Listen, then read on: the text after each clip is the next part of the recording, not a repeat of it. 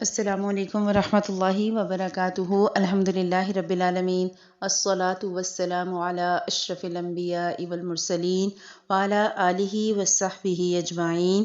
آج ہم انشاءاللہ تعالیٰ پڑھیں گے وفود کے سلسلے میں اگلے وفود کا تذکرہ۔ بنو حنیفہ کا وفد آیا اور یہ وفد 9 ہجری میں آیا۔ اس میں مسلمہ کذاب سمیت 17 افراد تھے۔ یہ لوگ ایک انصاری آدمی کے گھر اترے، پھر خدمت نبوی صلی اللہ علیہ وسلم میں حاضر ہو کر مسلمان ہو گئے۔ البتہ مسلمہ کذاب کے بارے میں کہا جاتا ہے کہ وہ مسلمان ہو گیا تھا، اور کہا جاتا ہے کہ وہ پیچھے رہ گیا اور اللہ کے نبی صلی اللہ علیہ وسلم کی خدمت میں حاضر ہی نہ ہوا، اور کہا کہ اگر محمد صلی اللہ علیہ وسلم نے اپنے بعد کاروبار حکومت مجھے سونپنا طے کر دیا تو میں اس کی پیروی کروں گا۔ اس سے قبل اللہ کے نبی صلی اللہ علیہ وسلم یہ خواب دیکھ چکے تھے کہ آپ کے پاس روئے زمین کے خزانے لا کر رکھ دیے گئے، اور اس میں سے سونے کے 2 کنگن آپ کے ہاتھ میں آ پڑے۔ آپ صلی اللہ علیہ وسلم کو یہ بہت گراں اور تکلیف دہ محسوس ہوئے، مطلب آپ صلی اللہ علیہ وسلم کو وہ پسند نہیں آئے، کیونکہ آپ کو پتہ ہے کہ مرد کے لیے سونا حرام ہے، تو آپ کو وہ پسند نہیں آئے۔ آپ صلی اللہ علیہ وسلم کو وحی کی گئی کہ ان دونوں کو پھونک دیجئے، یعنی پھونک ماریے۔ آپ صلی اللہ علیہ وسلم نے پھونکا تو وہ دونوں اڑ گئے۔ آپ کی اس کی تعبیر آپ نے یہ فرمائی کہ آپ کے بعد 2 کذاب کہتے ہیں بہت پرلے درجے کے جھوٹے کو، ایک ہوتا ہے کاذب، ایک ہے کذاب، یعنی بہت زیادہ جھوٹا۔ چنانچہ اللہ کے نبی صلی اللہ علیہ وسلم مسلمہ کذاب کے پاس آئے۔ آپ کے ہاتھ میں کھجور کی ایک شاخ تھی اور آپ کے ہمراہ ثابت بن قیس رضی اللہ عنہ تھے۔ آپ مسلمہ کے سر پر جا کر کھڑے ہوئے جو اپنے ساتھیوں کے درمیان تھا، اور آپ نے اس سے گفتگو فرمائی۔ مسلمہ نے کہا اگر آپ چاہیں تو ہم حکومت آپ کے ہاتھ میں رہنے دیں، لیکن اپنے بعد اس کو ہمارے لیے طے فرما دیں۔ آپ صلی اللہ علیہ وسلم نے فرمایا اگر تم مجھ سے کھجور کا یہ ٹکڑا چاہو گے تو یہ بھی تمہیں نہ دوں گا، اور تم اپنے بارے میں اللہ کے مقرر کیے ہوئے فیصلے سے آگے نہیں جا سکتے، اور اگر تم نے پیٹھ پھیری تو اللہ تمہیں توڑ کر رکھ دے گا۔ واللہ میں تمہیں وہی شخص سمجھتا ہوں جس کے بارے میں مجھے خواب میں پوری تفصیل بتا دی گئی، اور یہ ثابت بن قیس ہیں جو تمہیں میری طرف سے جواب دیں گے۔ پھر آپ واپس پلٹ آئے۔ وفد واپس گیا تو مسلمہ کچھ دن ٹھہرا رہا، پھر اس نے دعویٰ کیا کہ اسے اللہ کے نبی صلی اللہ علیہ وسلم کے ساتھ کار نبوت میں شریک کر لیا گیا ہے۔ چنانچہ اس نے نبوت کا دعویٰ کیا، سجاد گھڑنے لگا۔ سجاد کہتے ہیں جو سجا سجایا کلام، ٹھیک ہے، مکفہ کلام، پوئٹری، شاعری، اٹریکٹیو کلام بنانے لگا، اور اپنی قوم کے لیے شراب اور زنا کو حلال کر دیا۔ ہر وہ چیز جو قوم چاہتی تھی، جس میں لوگوں کو مزہ آتا، ریلیکسیشن ملتی، جو اچھی لگتی، اس نے اسے حلال قرار دیا۔ قوم بھی فتنے میں پڑ گئی اور اس کا معاملہ سنگین ہو گیا۔ ابھی یہی صورتحال برپا تھی کہ آپ صلی اللہ علیہ وسلم دنیا سے رخصت ہو گئے۔ اس سے اس کی قوم مزید فتنے میں مبتلا ہو گئی۔ آخرکار حضرت ابوبکر صدیق رضی اللہ عنہ نے حضرت خالد بن ولید رضی اللہ عنہ کی قیادت میں لشکر بھیجے۔ ان میں اور مسلمانوں میں سخت لڑائیاں ہوئیں۔ مسلمہ اور اس کا بیشتر لشکر مارا گیا، اور اس کا قاتل وحشی بن حرب تھا رضی اللہ عنہ، جس نے حضرت حمزہ رضی اللہ کو قتل کیا تھا۔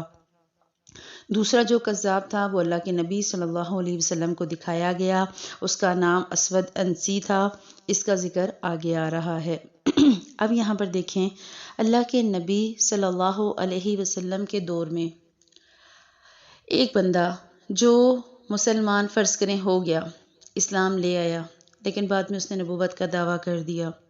آپ صلی اللہ علیہ وسلم کے دور میں اگر وہ مسلمان نہیں بھی ہوا، تب بھی جس نے آپ صلی اللہ علیہ وسلم کے دور کو دیکھا، مسلمانوں کو دیکھا، اور بعد میں وہ خود فتنے میں پڑ گیا، اس کی وجہ سے پوری کی پوری قوم فتنے میں پڑ گئی۔ حضرت ابوبکر صدیق کے دور میں جو بڑے بڑے فتنے رونما ہوئے، اس میں ایک فتنہ یہ بھی تھا مسلمہ کذاب کا۔ اگر ایک بندہ اسلام لاتا ہے، اللہ کے نبی صلی اللہ علیہ وسلم کی موجودگی میں اسلام لاتا ہے، آپ کو آفر دے رہا ہے کہ آپ حکومت ہمارے پاس رہنے دیں، جیسے پیچھے آفر دی گئی، ہم نے عامر کے بارے میں پڑھا کہ اس نے آفر دی، ٹھیک ہے، تو لوگوں نے آفرز دیں، لیکن بات یہ ہے کہ ایک بندہ جو مسلمان ہو جاتا ہے اور پھر اس کے بعد وہ نبوت کا دعویٰ بھی کر دیتا ہے، تو یہاں ذرا ایک لمحے کے لیے آپ اور میں سوچیں کہ ہمیں مسنون دعاؤں میں ہم نے ایک دعا پڑھی ہے، ربنا لا تزغ قلوبنا بعد اذ ہدیتنا، اے اللہ ہمارے دلوں کو ہدایت ملنے کے بعد پھر مت دینا۔ آپ اور میں، ہم نے قرآن پڑھا الحمدللہ، ہم کوشش کر رہے ہیں دین کو سیکھنے کی، دین پر عمل کرنے کی، ہم کیسے یہ کہہ سکتے ہیں یا یہ سمجھ سکتے ہیں کہ اگر ہم نے دین سیکھا، اگر ہم قرآن پہ عمل کرتے ہیں تو اس کا مطلب ہے کہ ہم کوئی بہت بڑی چیز بن گئے ہیں؟ نہیں، ہوتا کیا ہے کہ بعض دفعہ ایمان آنے کے بعد بھی شیطان آپ کو گمراہ کرنے کی بھرپور کوشش کرتا ہے، شیطان اپنے ہتھ کنڈے لگاتا ہے، فتنوں میں مبتلا کرتا ہے، اور جب انسان فتنوں میں پڑ جاتا ہے تو ایمان خطرے میں پڑ جاتا ہے، لہٰذا ہم نے فتنوں سے بچنا ہے، یہ بات ذہن میں رکھیں۔ اور آج کل تو ویسے ہی فتنوں کا دور ہے، تو دعا کریں کہ اللہ تعالیٰ آپ کو، مجھے اور ہماری اولادوں کو ان فتنوں سے اور ان آزمائشوں سے دور رکھے۔ اس کے بعد شاہان حمیر کے قاصد کی آمد ہوئی۔ حمیر علاقے کا نام ہے۔ تبوک سے اللہ کے نبی صلی اللہ علیہ وسلم کی واپسی کے بعد مالک بن مرہ رہاوی آپ کی خدمت میں حاضر ہوا۔ اس کے پاس شاہان حمیر، حارث بن عبد کلال، نعیم بن عبد کلال اور نعمان سربراہان زیرعین، یہ زیرعین علاقے کا نام ہے، معافر و ہمدان کے خطوط تھے، یعنی کہ مختلف علاقوں کے سربراہان کے وہ خطوط لائے۔ یہ لوگ مسلمان ہو چکے تھے اور اسی اطلاع کے ساتھ اس کو بھیجا تھا۔ آپ صلی اللہ علیہ وسلم نے انہیں جوابی خط لکھا جس میں ان کے حقوق اور ان کی ذمہ داریاں بیان فرمائیں اور معاہدین کو ذمہ عطا کیا، یعنی جن سے کانٹریکٹ ہوا تھا، معاہدہ ہوا تھا، انہیں ذمہ عطا فرمایا۔ پھر ان کے پاس حضرت معاذ بن جبل رضی اللہ عنہ کو کچھ صحابہ کے ہمراہ بھیجا۔ یہ عدن کے اطراف میں سکون و سکاسک کے درمیان بالائی یمن کے قاضی، جنگوں کے حاکم اور صدقہ و جزیہ کی وصولی پر مامور تھے اور پانچوں نمازیں پڑھاتے تھے۔ یہ جو ہے نا سکون و سکاسک، یہ علاقہ ہے زیریں یمن۔ وہاں کیا ہوا؟ وہاں بھیجا زبید، معارب، زما اور ساحل کے لیے ابو موسیٰ اشعری کو بھیجا۔ علاقوں کے نام ہیں، یعنی کہ جو یمن کا نیچے والا علاقہ ہے، زیریں علاقہ تھا، اس کے ان علاقوں میں ابو موسیٰ اشعری رضی اللہ عنہ کو بھیجا اور فرمایا تم دونوں آسانی کرنا، سختی نہ کرنا۔ اب ذرا اس چیز کو ہائی لائٹ کریے گا کہ اللہ کے نبی صلی اللہ علیہ وسلم حکم دے رہے ہیں تم دونوں آسانی کرنا، سختی نہ کرنا، خوشخبری دینا، نفرت نہ ڈالنا، اور مل کر رہنا، اختلاف نہ کرنا۔ آپ صلی اللہ علیہ وسلم مبلغین کو احکامات دے رہے ہیں کہ کیا کرنا ہے اور کیا نہیں کرنا، آسانیاں دینی ہے، سختی نہیں کرنی۔ آج ہم دین کے نام پر اتنی سختی کر دیتے ہیں کہ بعض دفعہ ایک مسلمان کے لیے دین پر عمل کرنا ہی مشکل ہو جاتا ہے۔ مسلمان کہتے ہیں اچھا اتنا مشکل کام، چھوڑو رہنے دو، کرتا ہی نہیں ہوں۔ تو دین میں سختی نہ دیں، آسانیاں دیں، سہولتیں دیں، پھر خوشخبری دیں، نفرتیں نہ دیں۔ آج ہم دیکھتے ہیں کہ دین کے نام پر ہمارے ارد گرد کتنی نفرتیں پھیلائی جا رہی ہیں۔ نفرتیں، آپ تقریر کر رہے ہیں اور آپ اتنی جوش میں تقریر کر رہے ہیں، آپ تیوریاں چڑھا چڑھا کے اور منہ بنا بنا کے کسی کو کافر اور کسی کو فاسق اور کسی کو فاجر اور کسی کو مشرک کہہ رہے ہیں۔ تو دین میں جوش دلانا چاہیے، لیکن وہاں جہاں جوش دلانے کی ضرورت ہے، دوسروں کے نام لے لے کر نفرتیں پھیلانا، یہ ایک مومن کا طرز عمل نہیں ہے اور مبلغ کا تو بالکل بھی نہیں ہے۔ تو مبلغین بھی احتیاط کریں، اور ہم عام جو لوگ ہیں، ہم بولنے والے یا سننے والے، جو جس لیول پہ بات کرتا ہے، ہم سب کو اپنے الفاظ پہ غور کرنا ہے۔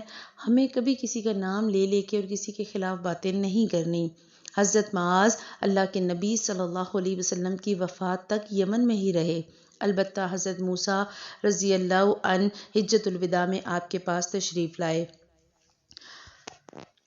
اس کے بعد آپ صلی اللہ علیہ وسلم کے پاس ہمدان کا وفد آیا، اور ہمدان یمن کا ایک مشہور قبیلہ ہے۔ اس کا وفد 9 ہجری میں تبوک سے اللہ کے نبی صلی اللہ علیہ وسلم کی واپسی کے بعد حاضر خدمت ہوا۔ اس میں مالک بن نمط رضی اللہ عنہ تھے جو بہترین شاعر تھے۔ انہوں نے اللہ کے نبی صلی اللہ علیہ وسلم کی تعریف میں جو اشعار کہے ان کا ترجمہ یہ ہے کہ میں نے منا کا چکر لگانے والیوں اور کردت کی بلندی سے قافلوں کے ساتھ پلٹنے والیوں کے رب کی قسم کھائی کہ اللہ کے رسول صلی اللہ علیہ وسلم ہم میں سچے مانے گئے ہیں۔ یہ وہ ہدایت یافتہ رسول ہیں جو عرش والے کے پاس سے آئے ہیں۔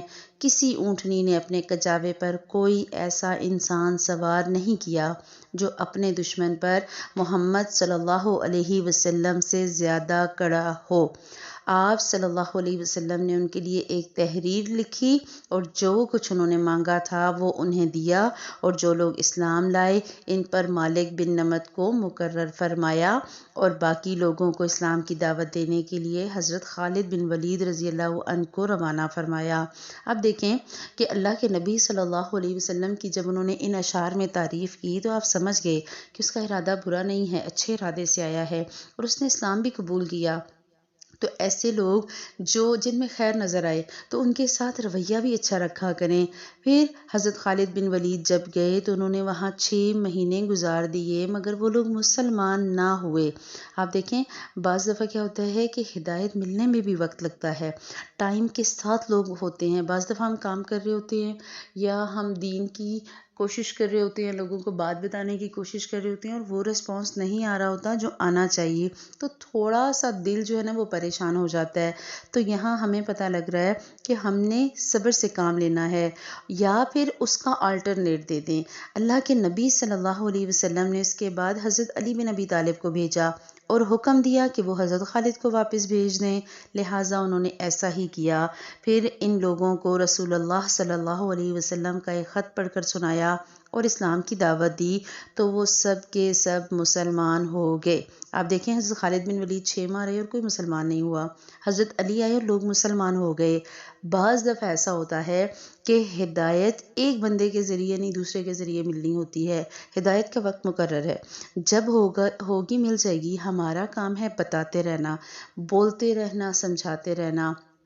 سنا ہوگا آپ نے slow and steady wins the race, تو آپ چلتے رہیں، آپ کو ایک نہ ایک دن کامیابی مل جائے گی۔ اور اگر کہیں لگے کہ ایک بندہ کام جو ہے وہ کر رہا ہے لیکن اس کام کا وہ اثر نہیں ہو رہا تو بندے کو چینج کرنے میں بھی کوئی حرج نہیں، ٹھیک ہے، اس سے کوئی فرق نہیں پڑتا، اسے اس کی کوششوں کا اجر اللہ سبحانہ و تعالیٰ دیں گے، چاہے اس سے کسی کو فائدہ ہوا یا نہیں ہوا۔ پھر حضرت علی رضی اللہ عنہ نے اللہ کے نبی صلی اللہ علیہ وسلم کو جب اس بات کی بشارت لکھی تو آپ سجدہ ریز ہو گئے۔ یہ چیز ہائی لائٹ کریں ذرا اپنی بک میں کہ بشارت پر سجدہ ریز ہو جانا یہ اللہ کے نبی صلی اللہ علیہ وسلم کی سنت ہے۔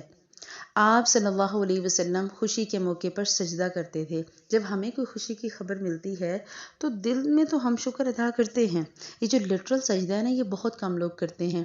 ہم تو فوراً فون اٹھایا اور امی جی کو فون لگایا اور ابو جی کو فون لگایا، سارے بہن بھائیوں کو اور سارے خاندان کو فون لگایا۔